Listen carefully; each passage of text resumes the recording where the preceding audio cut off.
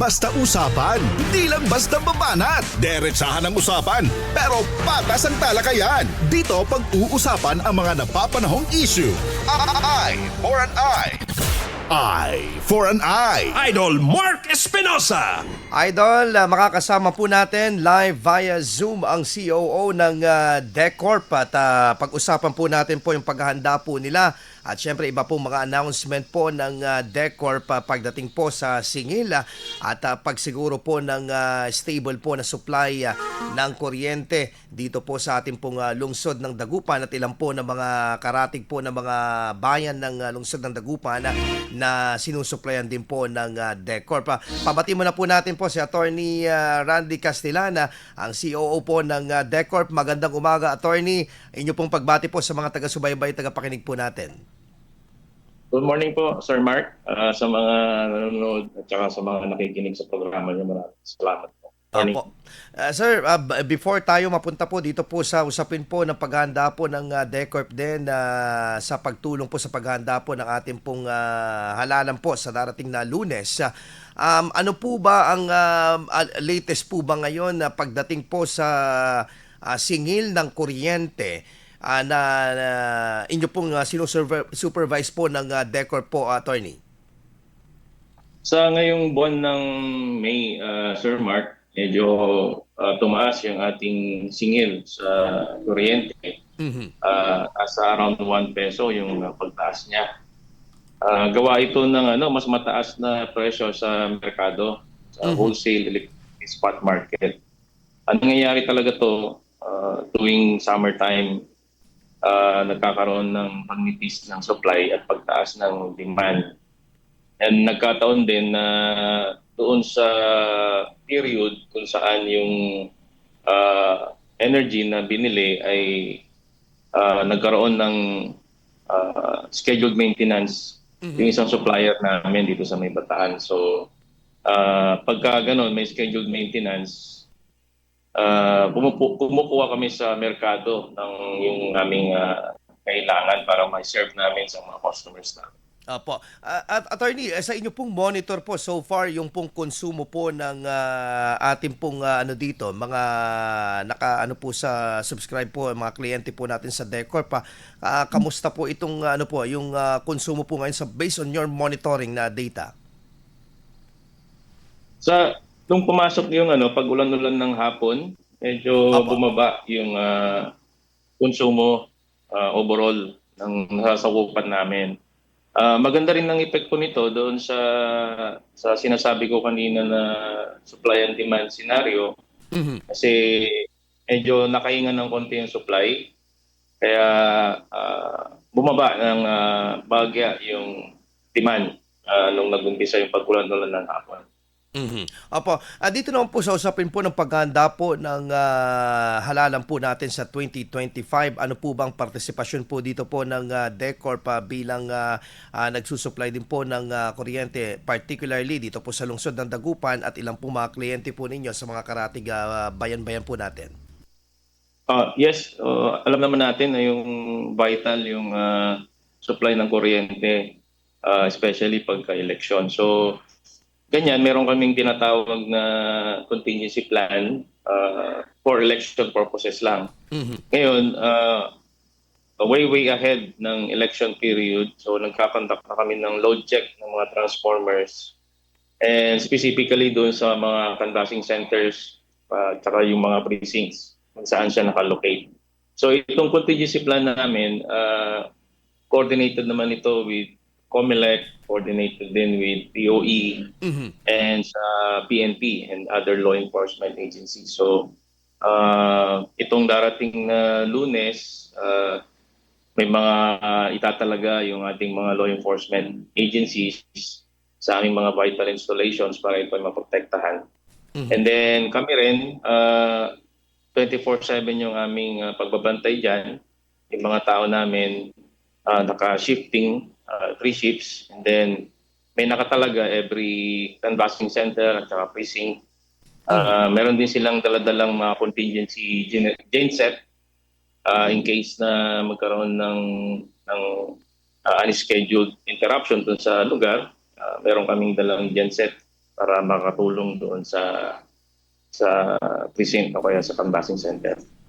Opo, dahil lalo-lalo na po, automated po tayo. Talaga ito pong mga ACM po, nangangailangan po talaga ito ng supply ng kuryente. Yes, Pero, oo. pero in the past history po ng ano po natin, pakikipag-coordinate din po natin sa COMELEC, ano po ba yung mga challenges before na ngayon po ay sigurado po na ma-address naman na po talaga ng pamunuan po ng DECORP?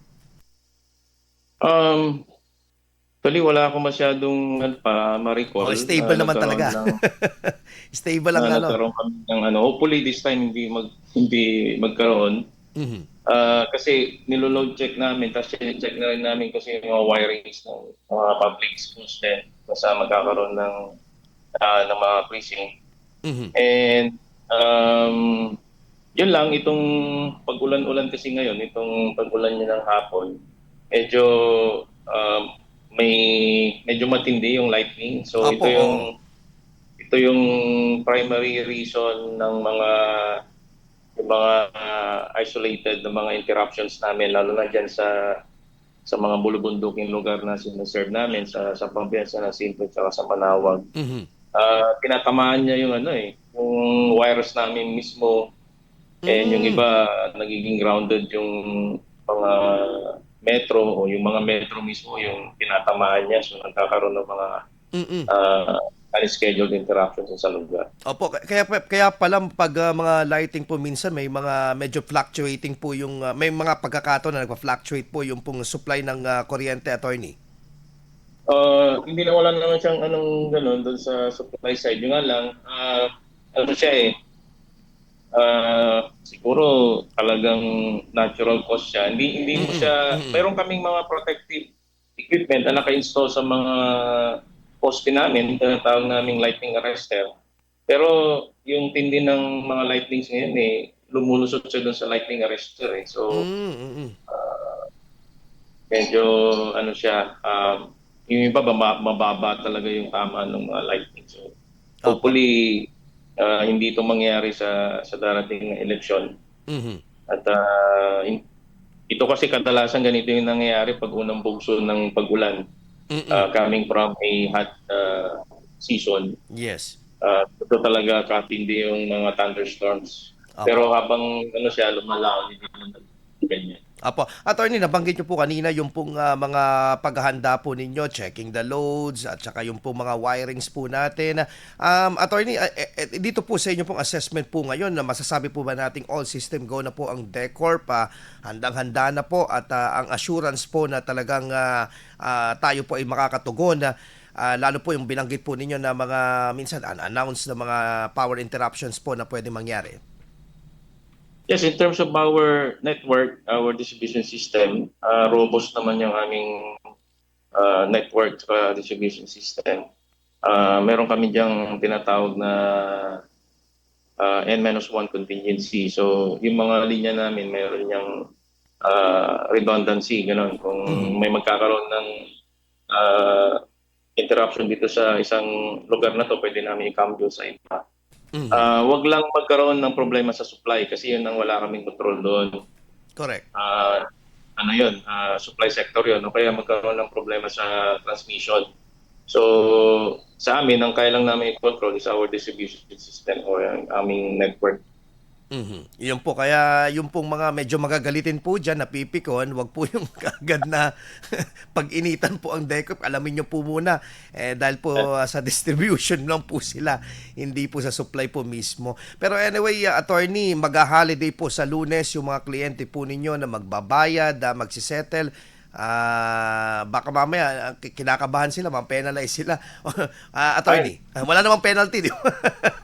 Wala. Sa bayad. And then wala din kaming disconnection ng Ayun. yun. Okay po. Attorney, yung po mga gusto magbabayad po, yung opisina po ba ninyo? Paano po yan? Sa Lunes po? Sa Lunes, sarado kami. Kasi yung mga empleyado, mga botante rin . So, sarado kami sa Lunes. And then, dineclare na rin na holiday yan. Yes. Kaya, pero yung mga namin, yung mga nakatalaga sa operation, yan, mag-duty yung mga yan. Of course, with overtime pay. Hanggang 3 shifts, so 24/7 ng shifting ng mga tao namin yan. Opo. Sige, panghuli na lamang po siguro, inyo pong mensahe po siguro at assurance sa ating pong mga kliyente ng Decorp at mga LGU and of course na Comelec, itong paparating po na halalan at yung stability po ng ating pong distribute ito pong mga supply po ng kuryente sa ating pong lungsod at sa mga iba pang mga bayan na inyo pong sinusuplayan. Yes, so panawagan lang po namin sa mga, especially sa mga canvassing centers, sa mga precincts, na mag-conduct pa rin ng pag-check ng mga internal wirings, yung mga load side na tinatawag namin na wirings. If you need our assistance, pwede po kayong tumawag sa mga linya namin na nakasulat naman doon sa aming electric bill para makita rin namin kung anong, baka may mga, minsan kasi Sir Mark, may mga extension ng mga kinakabit sa loob ng canvassing center o kaya doon sa mga public schools. So hopefully, makayanan ng mga wirings nila, mga loads, yung sa election. Pero maliit lang naman yung konsumo ng machine. Tsaka hindi naman ganun kabigat yung mga gagamitin na appliances sa canvassing centers. Okay. So yun po. So maraming salamat po for taking our early call. Medyo maaga-aga yung mga programa namin kasi, attorney. And walang problema. Yes po, attorney. And siguro see you around in flesh. Maraming salamat po and mabuhay po kayo sa Decorp. Okay, thank you, Sir Mark. Attorney Randy Castellan, ang COO po ng Decorp. Atin po nakapanayam ngayong umaga.